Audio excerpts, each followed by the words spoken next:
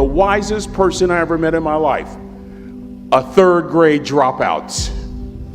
Wisest and dropout in the same sentence is rather oxymoronic, like jumbo shrimp. Third grade dropout, the wisest person I ever met in my life, who taught me to combine knowledge and wisdom to make an impact, was my father. A simple cook. Wisest man I ever met in my life. Just a simple cook. Left school in the third grade to help out on the family farm, but just because he left school doesn't mean his education stopped. As America was breathing the last gasp of the Civil War, my father decided he was going to stand and be a man. Not a black man, not a brown man, not a white man, but a man.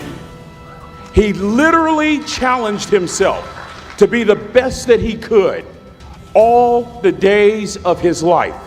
A third grade dropout daddy who was quoting Michelangelo, saying to us, boys, I won't have a problem if you aim high and miss, but I'm going to have a real issue if you aim low and hit. Be an hour early, then a minute late. We never knew what time it was at my house because the clocks were always ahead.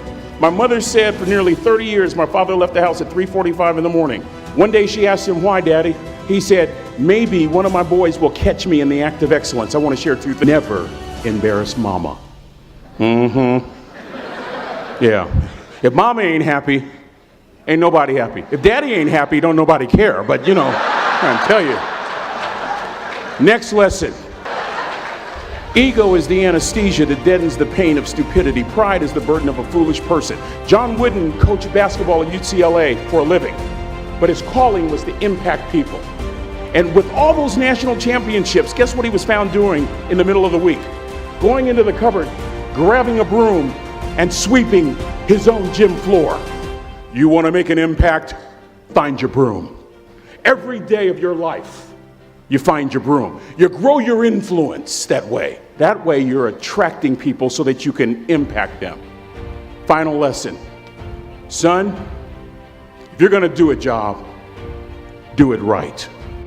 I've always been told how average I can be.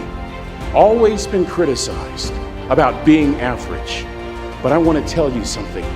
I stand here before you, before all of these people, not listening to those words, but telling myself every single day to shoot for the stars, to be the best that I can be. Good enough isn't good enough if it can be better, and better isn't good enough if it can be best. Let me close with a very personal story that I think will bring all this into focus. Wisdom will come to you in the unlikeliest of sources, a lot of times through failure. When you hit rock bottom, remember this. While you're struggling, rock bottom can also be a great foundation on which to build and on which to grow. I'm not worried that you'll be successful.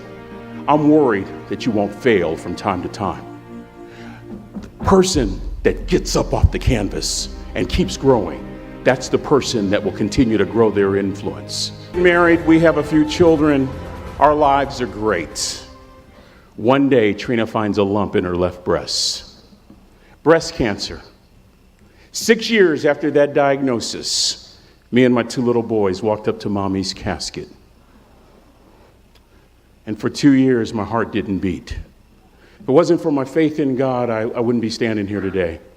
If it wasn't for those two little boys, there would have been no reason for which to go on. I was completely lost. That was rock bottom.